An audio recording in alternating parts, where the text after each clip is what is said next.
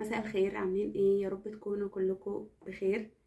انطلاقا من الفوت اللي عملناه من فترة على القناة ما بين اذا كنتوا حابين ان احنا نرجع لملخصاتنا القديمة اللي كنا بنشرح فيها الكتاب او الرواية بشكل كامل، او ما بين ان احنا نفضل زي ما احنا بنعمل مراجعات بس.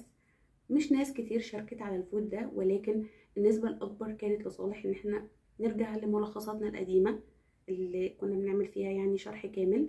وده بصراحة اللي انا بفضله، وده اللي انا بكون مرتاحة اكتر وانا بشتغل فيه، لاني زي ما قلت زمان القناة دي معمولة للناس اللي بتحب القراءة ولكنها بطريقة ما مش بتعرف تقرأ، سواء بسبب الوقت او بسبب اسعار الكتب اللي بقت غريبة. وعشان كده انا بعتذر لاي حد كان حابب ان احنا نفضل نعمل مراجعات بس. اتمنى انكم ما تتضايقوش مني.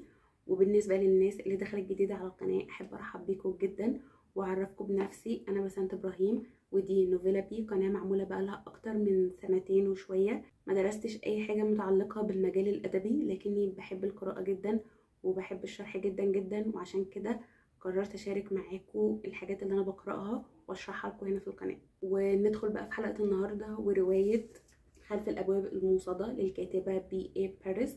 الرواية صدرت سنة 2016 وترجمتها عصير الكتب سنة 2021. ترجمة لينا الثقفي، ترجمة كويسة جدا. عدد صفحاتها 302 صفحة، وهي بتدور في إطار من الرعب النفسي الممزوج بالإثارة والتشويق.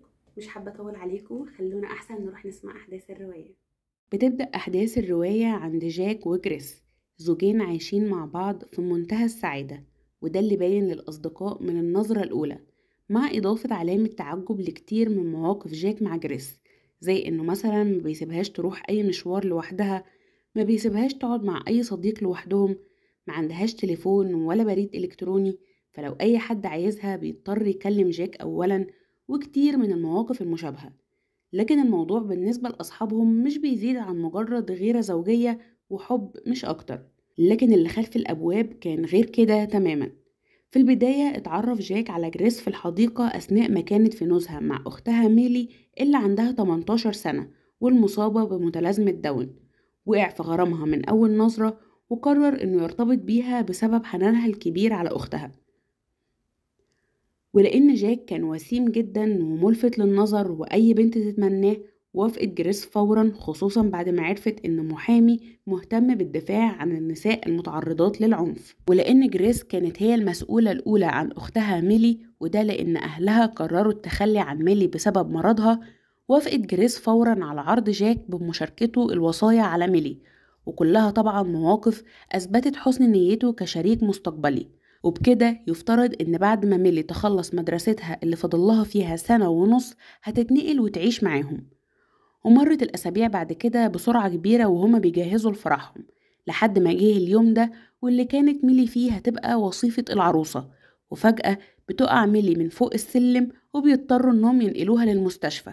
واضطرت جريس إنها تكمل فرحها، وكان اتفاقها مع جاك إنها هتروح لها المستشفى تاني يوم قبل ما يروحوا المطار عشان هيقضوا شهر العسل في تايلاند.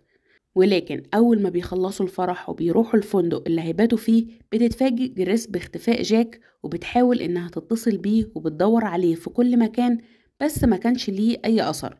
وفجأة بتجيلها رسالة منه في منتهى القسوة، وهو بيبلغها إنه هيشوفها بكرة. حست جريس إن في شيء غريب بيحصل، وما بقتش قادرة تفهم أي حاجة، لحد ما جاك جه تاني يوم وعلى وشه تعبير غريب ومختلف تماما غير اللي متعودة عليه، وفاجئها إنهم رايحين المطار. ولما فكرته بميلي وبالمستشفى، أجبرها إنها تختار ما بينه وما بين ميلي، يا يرجعها المستشفى يا تسافر معاه تايلاند. وللأسف اختارت جريس إنها تسافر معاه، ومن هنا بدأت حياتها تتحول لجحيم. بمجرد وصولها لتايلاند بدأت معاملة جاك تبقى مريبة جدا، سواء في هجومه عليها في الكلام أو في تعنيفه ليها، لحد ما اتفاجئت إنه أخد الباسبور بتاعها وكل فلوسها، وبالتالي بقت مستحيل ترجع لندن إلا بعد ما يشرح لها جاك كل حاجة. وفعلا بدأ يحكي لها قصته. زمان كان في طفل صغير والدته كانت بتتعرض للعنف المنزلي من والده، وكان هو بيشفق عليها جدا. ولكن مع مرور الوقت بدأ التعاطف ده يتحول لاشمئزاز ثم كراهية واحتقار، وبقى والده مصدر إعجاب ليه لقدرته على زرع كل الخوف ده في إنسان. وبقى هو بنفسه يسحب والدته للقبو ويعذبها. وفي يوم قدرت الأم إنها تهرب من القبو، وكان وقتها الطفل ده عنده 13 سنة. قدر يمسكها وضربها كتير لحد ما ماتت. ولما جت الشرطة قال لهم الطفل إن الأب هو اللي عمل كده واتسجن. ولما كبر الطفل ده بدأ يشتاق لشخص جديد يغرس فيه الخوف ده، وفي نفس الوقت محدش هيفتقده. وبسبب كده اتخصص الطفل ده في قضايا العنف الأسري عشان يستمتع بالضحايا اللي بيحكوله مشاكلهم. وفي الآخر اتجوز الطفل ده من جريس عشان يقدر يوصل لميلي اللي كان شايفها مناسبة لكل المواصفات اللي محتاجها. صدمة جريس في الوقت ده كانت بتفوق الوصف، خصوصا بعد ما عرفت انه بكل سهولة هيقدر يثبت انها عندها مشاكل عقلية، وبالتالي هيكون هو المسؤول عنها وعن ميلي. وبالتالي هي ما قدامهاش حل غير انها تستحمل لحد ما ترجع لندن، وهناك هتحاول تلاقي الحل.